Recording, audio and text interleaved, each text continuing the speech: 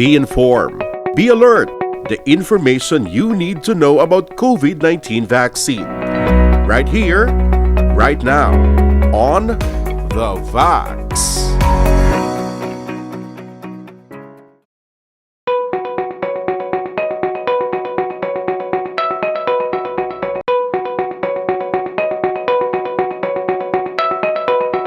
So based sa mga research, ang mga mothers nga nagabusong kag magka-COVID, taas gid ang chance nga magka-severe sila, taas pa gid ang chance nga pwede sila problema sa ilang bata mismo.